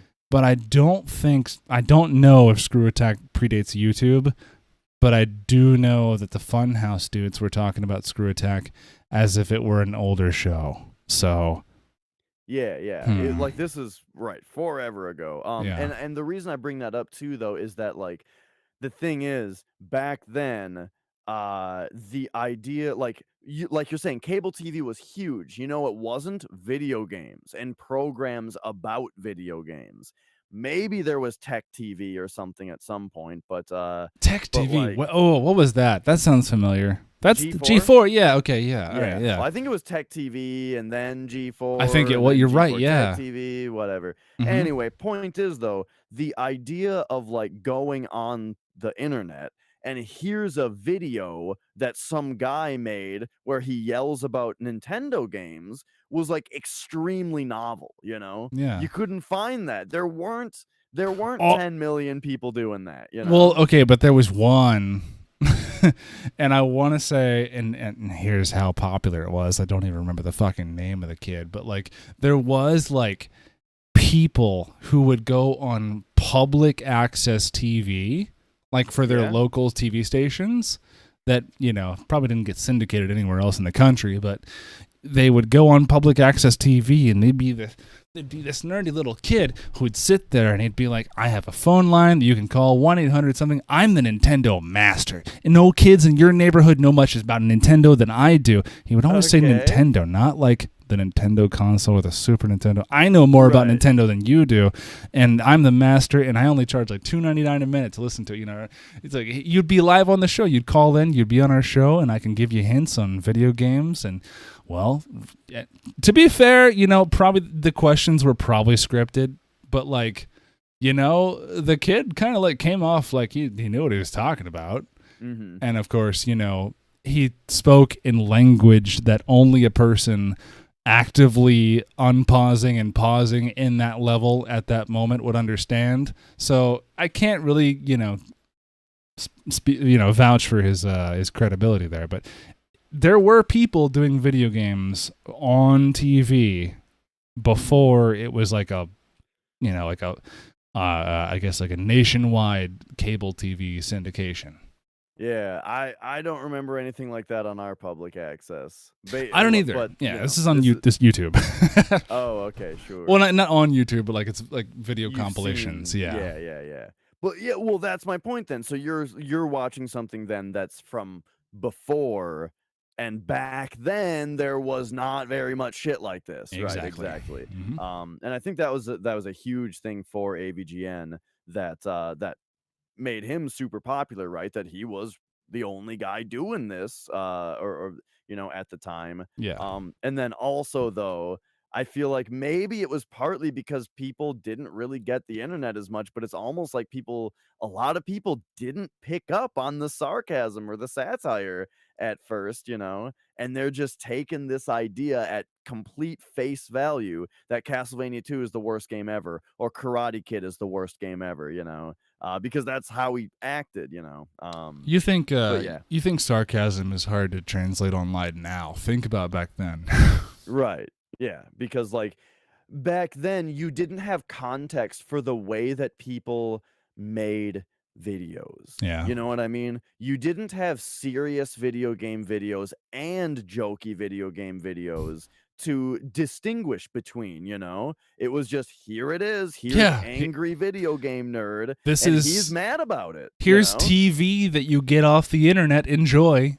Right, and like and maybe it's also just how young I was and how young a lot of people who watched that was, because at the time video games were also generally for that younger audience, and that younger audience also can't pick up on sarcasm and is naive enough to think that the angry video game nerd is a real person and not a character. Yeah, I mean, You like, know what I mean? there's evidence of this all over the place. Like, you can play video games from like 2008, 2009, and still like see the time capsule of that period where it's like, okay, games were all the way up until this time developed almost exclusively for like teenage and young men. Like, there's very little like concessions made to appear kind of like soft or open to women gamers, because like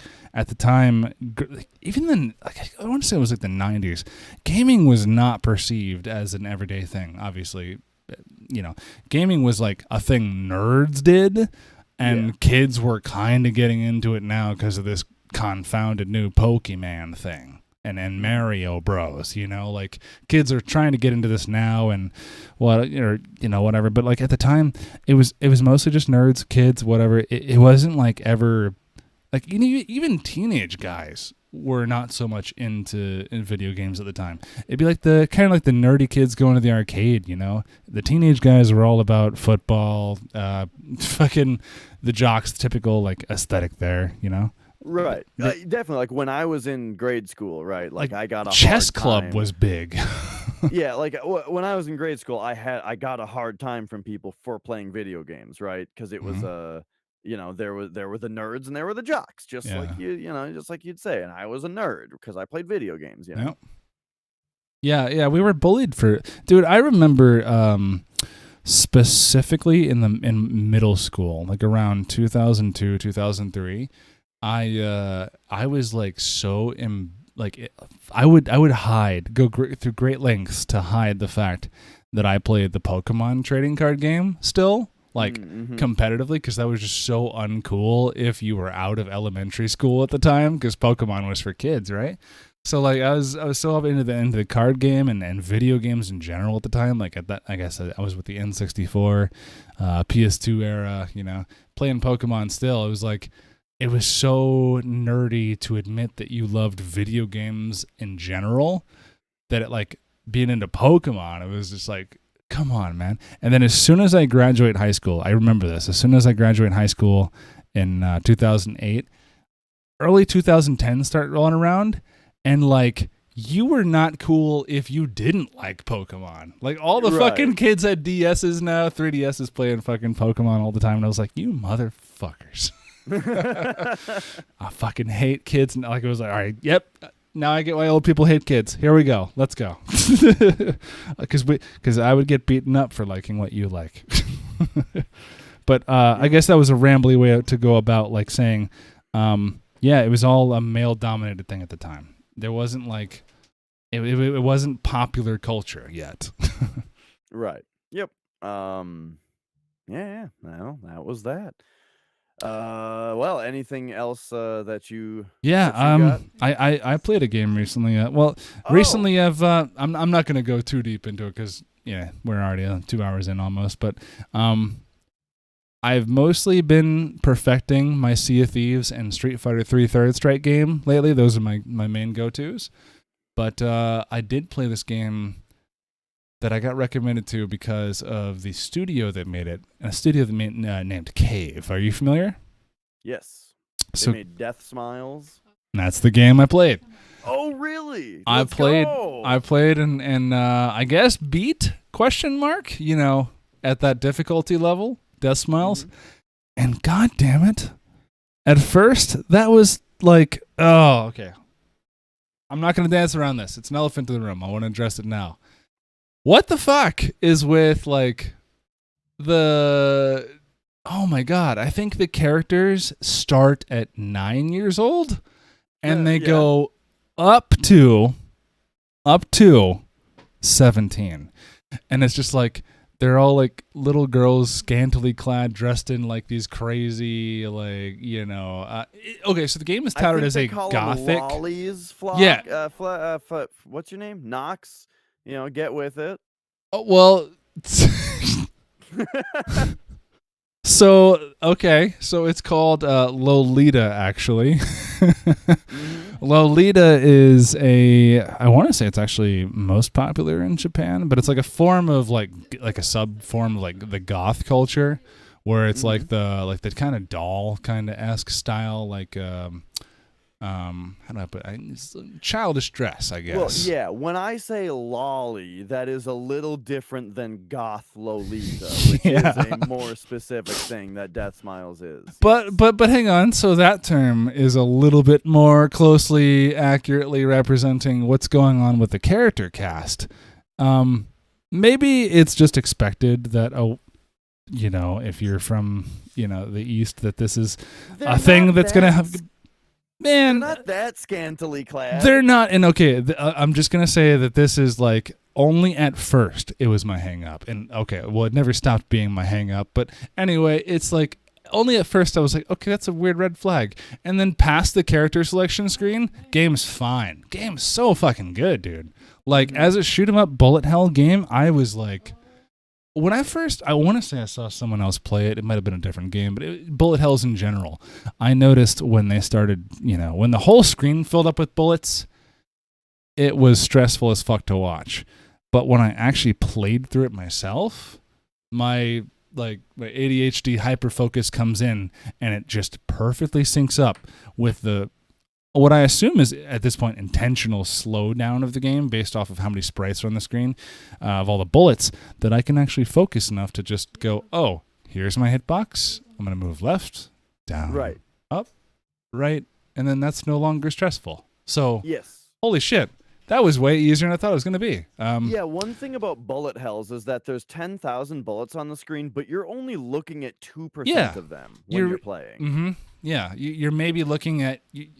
Once I learned that like the shining like red diamond in the center of my character sprite was my hitbox, the game got so much easier because I play the game thinking the entire sprite is the hitbox, right? And in that game, I had to use my bomb every time if I wanted to repel bullets away from my sprite or when I think I'm gonna get hurt. So, yeah, I was like, okay. This is a fucking good game. I played it enough and man, actually approachable is a good word too. Because if you're not a shoot 'em up fan, or even if you like shoot 'em ups and you think you might want to get into them, this is where I suggest you might start. If you think you might find a bullet hell stressful, because, dude, it was so manageable that like only the last level felt like where the skill ceiling started, or the skill wall, I guess I should say. It felt like the last level was where I had to. Go from sitting in a lax position to hunching forward and paying attention, because that's when the enemies started having more complex patterns moving around the screen, when their projectiles would start homing after a straight beam shot, and it's just like, oh, things are weird now. Okay, let's pay more attention. And then after that, it was fine. I don't think I played it on a hard difficulty, but like, dude, it was so doable that like, I don't think I've ever played a shoot 'em up game that had so much going on that was still so manageable for me. And Yeah, so basically I mean, if anyone is totally lost about what you're talking about, Deathsmiles Yeah. is a bullet hell game where you play it's one of those ones where you play as, like, a magical girl Yeah. who, she's just flying around and shooting spells, right, as you shoot, and, her hitbox is only a tiny little part of her heart, so it makes it more manageable that your character isn't a little ship, rather it's a magical girl, right, because only Mhm. part of her can actually get hit. And then the thing that stood out the most to me about Deathsmiles is that you can shoot right or you can shoot left. And the game calls for that at different times, right? Sometimes enemies are coming from the right, and sometimes they're coming from the left. I haven't played very much of it, so I don't know like a ton about it. I've heard that the scoring system is really, really excellent once you get into it, Mhm. which I can believe because, the one bullet hell that I have played a lot of became like a whole new game when I started paying attention to the score, Are there like and it got lots of really like cool. multiplayer or multipliers or stuff like Yeah, that? that kind of thing, exactly. Yeah. I was gonna say I didn't pay too much attention to the score, but I guess thinking about it now, with a bullet hell game or shoot 'em up game like that, how else do you pay attention to be competitive? Right, right. Yeah, the one bullet hell game that I've played a lot of is called Astral Gunners. You've played a tiny bit of it, yeah? Did I? I think Oh, so. I'm not I sure about think that. I think oh, yeah? Is it You what? may What have was it played a on? tiny bit. It was on PC, it was on early access. A friend of mine made it, and I think you were one of the people I reached out to be like, "Hey, check this out." And maybe you played it for like a Oh day, shit. but just to be like, "Oh, yeah, I'm gonna check out my friend's game," you know? But D- I don't know, maybe you never did. I Maybe reached out to a ADHD bunch of struck. people. Perhaps. Yeah, Anyway, point is, a buddy of mine has a game on Steam, that's in early access right now called Astral Gunners. I remember this It's now. Yeah. it's quite inspired by, those types of games. He's a big fan of Cave. Hmm. And yeah, the reason I bring it up is because, like, the scoring system totally changes the game, where the first time that you play through it, you are just trying to survive, right?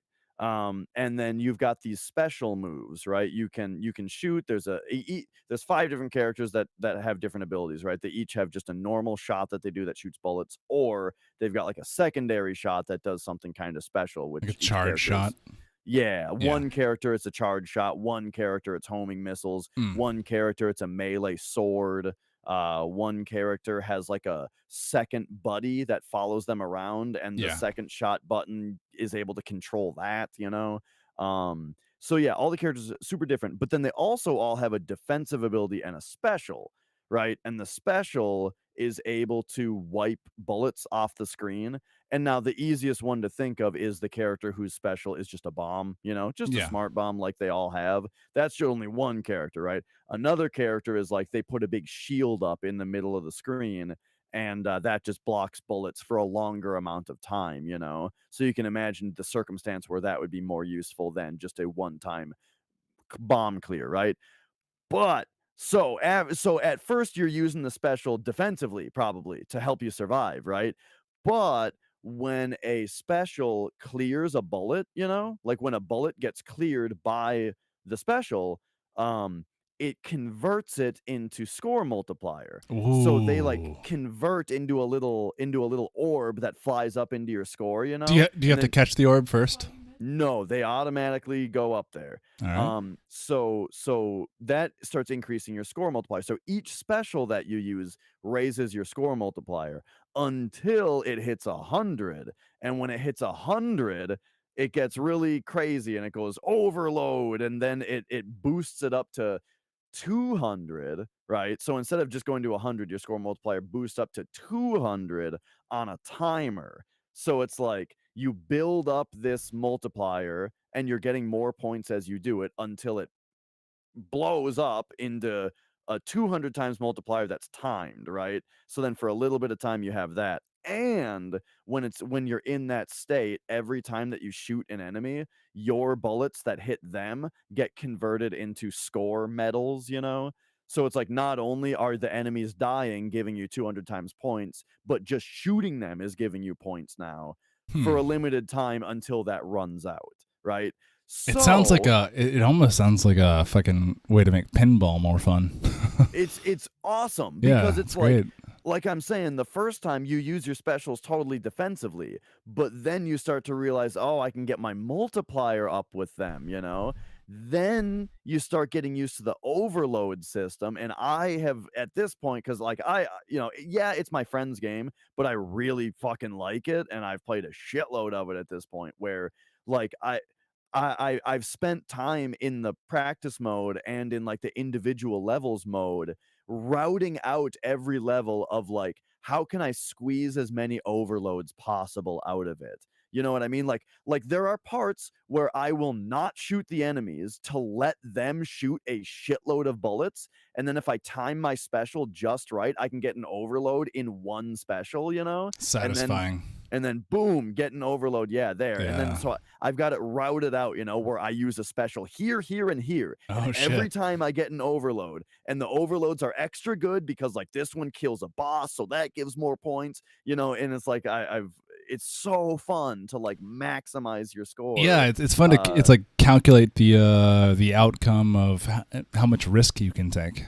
Yeah, yeah. So back to Deathsmiles, I imagine that there you can get into that with that game also because, you know, I talked to my buddy about Deathsmiles a little bit and he was saying like, yeah, if you get into that game, the you'll see in the scoring system how it's similar. Yeah, I mean I actually unexpectedly played it after I beat it once. I played it through again because it was addicting enough for me to want to try another character. But when I played another character, it felt still very similar. Like the charge attacks did the same thing. That was probably my biggest criticism with the game, which was it kind of kills the replay value when all the characters feel the same. Sure. Yeah. Um, Well, one thing I can say about Astral Gunners is the characters feel super different. yeah, for sure. That's Yeah. good. And that's what you need for a fucking shoot 'em up game because what else is there but the ways that they shoot? It's like even like I think of games like you ever played Audio Surf? Yeah. Yeah, Audio Surf takes that concept of a shoot 'em up game and just does it with your music and goes with the beat and makes it a rhythm game. And I thought that was one of the coolest concepts ever. But even that game has more depth than I'm willing to explore so far because I'm not a big shoot 'em up huge fan yet. Where it's just like, okay, I can play this character. And it would change the entire fucking gameplay up if I play this character, or I could play the same kind of character but with an added bonus ability that lets me do this and modify that. But we're still in the same game mode as this character, and it's just like that game really reinvented the wheel on how to do the same thing over and over again. And I think shoot 'em ups can probably learn from that, but you know, this game was like. I want to say it was a 360 game, Xbox 360. Yeah. Yeah, It is on PC now though. Yeah, and it's fantastic. By the way, the graphics are like they're not pre-rendered like some old school shoot 'em up games, which some do well, some don't. But they have pre-rendered like videos, you know, cutscenes, if you will, to be intermediaries between levels and such. But like this one was like there's 3D effects with 2D sprites happening all over the screen. And it looks beautiful. The game's art style, I am a big fan of for sure. Yeah, a lot of sprites. You know, which is really cool to see on a 360 game just in general. You know. Yeah, no, Still because it's seeing like sprites. it's one of the things. It's like the underlying hardware is running all 3D application, you know, DirectX shit constantly, and the sprites are there as like a courtesy almost. Like the GPU doesn't even know they're there probably power wise, but like the fact that they're there and seeing what something like a powerhouse like an Xbox 360 can do with 2D graphics like that is insanely cool to see, because that's something that like a Super Nintendo or a Sega Genesis, something that did graphics like that at the time, had no capability of doing manipulation wise.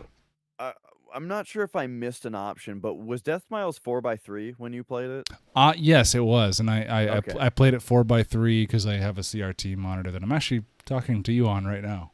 Oh, excellent. Yeah. I wasn't sure if It's yeah, still I think letterboxed a that's little bit because this CRT monitor is actually 5x4.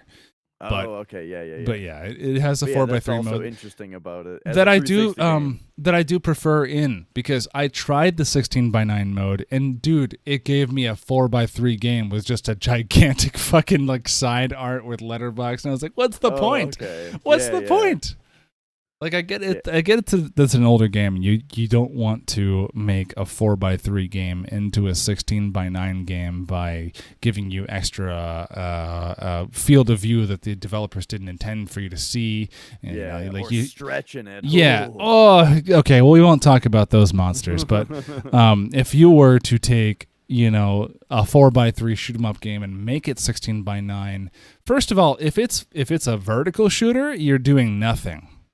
Pretty much, you're just giving yourself some more, widescreen scenery. Unless you turn your screen, unless you turn your monitor If you have Tate vertical, mode, yeah. If you turn your which monitor vertical, yeah. yeah, which But is a thing that is common that people do. Like I think, right? People who are super into vertical shooters just have a vertical monitor, yeah, or a monitor absolutely. stand that turns it. Yeah, a lot of people. Okay, so a lot of people, like HP, Dell monitors. I want to say like the mid to 2010s had rotatable bases, so you could just use one of those. But then you'd be using a shitty old HP or Dell monitor. You could just buy a monitor stand and accomplish the same thing. But yeah, vertical monitors have been popular for a long while.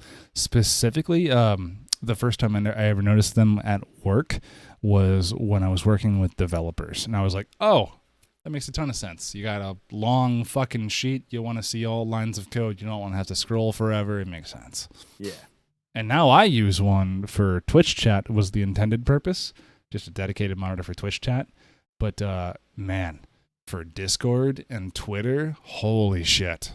Insanely good. Because it's like a giant phone over here I for was Twitter. just going to say, it makes perfect sense, Yeah. with like everybody uses a vertical monitor and it's their phone, Yeah. So yeah, it totally makes sense that those kinds of things would translate that way. So yeah, I wanted to cut back to one thing that you said, which was that like it took a little bit of replay value out for you, that the characters felt the same. And yeah, I was gonna say that like I was gushing about Astral Gunners' scoring system, but I think that that's really important to say also that like if you're not into the scoring, or maybe just before you get into it or that kind of thing, yeah, it is a really nice thing just to keep someone casually playing the game, to give them a different way to play it. And I think it might just be sticking out more to me because as a gamer, I'm definitely more into arcade-ish fighting games, not fighting games in general, but like multiplayer games, I would say. So I'm used to a character selection screen, meaning vastly different things between each character. If your character selection screen for your single player experience is just a matter of aesthetical change,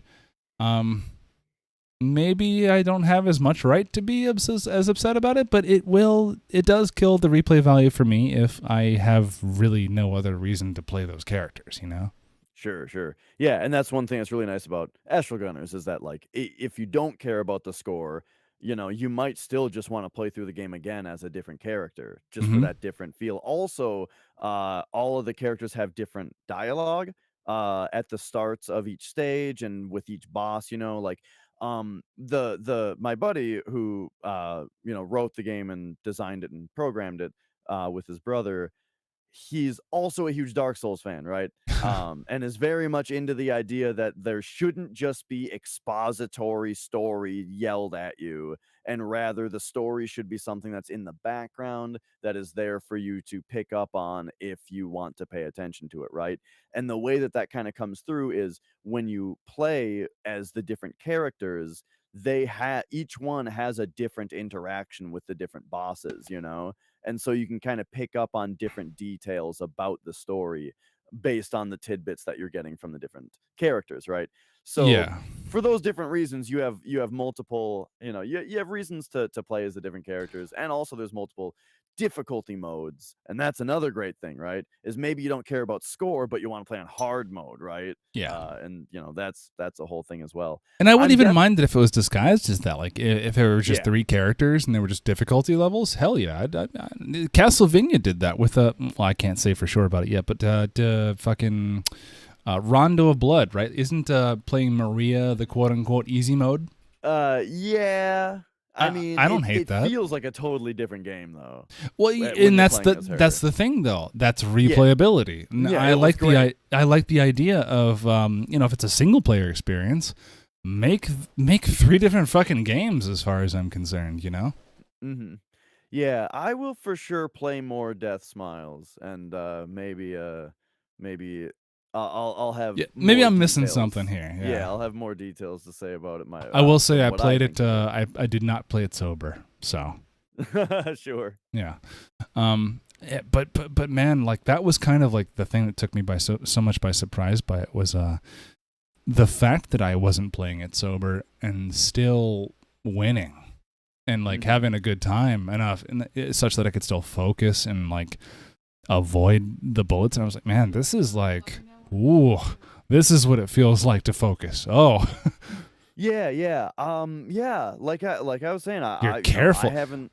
it's actually. Oh, I'm sorry. I don't want to interrupt you again, but like I was just saying, like it's a different feeling of gaming where it's like I'm not like in a situation of high tension, high excitement, and my challenge is to beat that in focus and press a button at the right time. It's a lot's going on, but I feel strangely calm and zoned in and able to focus, and I'm very lightly just in control while everything looks like it's utter chaos.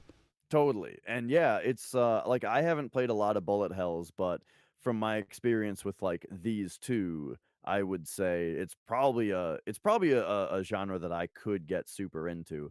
I actually just bought Gradius for NES the Nice. other day, and I realize that's not really a bullet hell, Yeah, because shoot it's 'em just up. an NES game, but like but I'm trying to I've Yeah. been more interested in getting more into them, especially because Gunstar Heroes had that space shooter level that I really liked, So I don't think yeah, the NES could handle a bullet hell. right. So definitely, I'm getting more into space shooters, and then specifically, on PC, I'd like to play more bullet hells for sure. But hey, I mean, I think I fell in love with shoot 'em up games when I first played Twinbee. Like, so I can't knock the NES Famicom. That Twinbee's a fantastic game, and it's vertical too. I think Twinbee has made me realize I think I prefer vertical, even if it's not even a vertical monitor game. Just a normal straight up TV. I think I prefer vertical shoot 'em ups. But shoot 'em ups in general, like they're just like there's so much. It's a different kind of gaming. Yeah. I like them. And yeah, Deathsmiles, from what I played, really cool. I'll play more of it too. Just weird about those character ages, though. Very weird. That's all I'll say. That's why I brought it up. Anyway, I played that recently. Good game. I recommend it, but just don't get hung up too much on the menu. I guess the starting menu. Well, you seem very self-conscious about this. Were people making fun of you? No, it just felt gross to experience for firsthand live being recorded. I was like, oh, this is weird. Why is this like? It was the first thing I saw in the game was, oh, these are children and they're. And also my chat at the time was like, also talking about like how like different countries in the world have different age of consent laws, and like that on top of the gameplay was like, this is weird. From what I played, I felt like the characters were not at all sexualized and not scantily clad. And that's what I was But pleasantly they were surprised cute. by. They were definitely like cute. They were kawaii in that sense for sure. Yeah. Right. But yeah, and that's the thing is like as soon as the menu is done, there was like pretty much zero sexualization in general, which is actually not the case for a lot of games in the genre I would call cute 'em ups, which is like what it's referred. Because you brought up Gradius, right? The Konami has a was Gradius Konami? I think it was. Yeah. So they also made a side series called Parodius, like just calling it parody, but of Gradius. Oh, okay. And so they made like a cute 'em up style, and then like shoot 'em up, to accompany it. But then they also made Sexy Parodius. Okay. The game is literally called Sexy Parodius. And it's funny, on Twitter I saw some screenshots of the different various versions of it. There was a TurboGrafx version, a Famicom version, and then the arcade version and the Sega Saturn version, I want to say. And the Sega Saturn version and the arcade version were predictably the most like adult themed. Like the arcade version absolutely had the most beautiful colors and most detailed graphics and pixels, but like the Sega Saturn, very closely detailed, but like a little bit more like skin showing, I want to say. But it was like it was like a fucking show dancer, a burlesque dancer in the arcade version, and then like in the Famicom version, it was like this fully clothed, like what you would imagine like a lady magician, like at a magic show to be wearing, like a top hat. So it was still like this magical kind of cute environment with no adult theme to it for the I guess presumably because in Japan the Famicom was more of a family computer. Yeah, exactly. The kids had a little bit more time on it. So, but like the game was still called Sexy Parodius. But yeah, anyway, they got adult themed. Yeah. But in this game, it was just right. specifically that they listed their ages as very young for some reason. I was like, okay. And you're right. At some point, sometimes with when you're playing a lot of Japanese games, at some point it does come up where like, okay, we got to talk about cultural differences here for a moment. Yep. Yeah, over there things are different is the only word I'll use. And man, it was just the fact that it wasn't even so much of the like, okay, we'll talk about cultural differences. It was just that it felt so fucking unnecessary. Like with like a lot of the Japanese games, you get the cultural difference thing, and you see characters that look very youthful while being scantily clad, and you just kind of assume. But this game just straight up throws it in your face the first 2 minutes that you play it. This girl's 9. This girl's 11. This girl's 13. This girl's 17. And it's just like, what the fuck? Why even like put the text there? Like, it just felt so nasty. I don't know. That's me. I don't know. Yeah, it was weird. That's my reaction. I'm allowed to have them, I guess. That's good game otherwise. Just fucking weird menu. That's my that's my review. All right. Well, all right. That's gonna. I think that's a wrap, right? That's gonna be episode 31. I'm properly wrapped. Are you wrapped? Me too. Yeah. Cool. All right, guys. Well, we will be back 2 Wednesdays from now, if all goes according to plan. We'll be back screaming at you more about weird video game shit nobody else cares about, except for people that come here. Yeah, I think that makes sense to me. That makes sense. Yes. Okay. Good night, everyone. See you later. Night, dudes.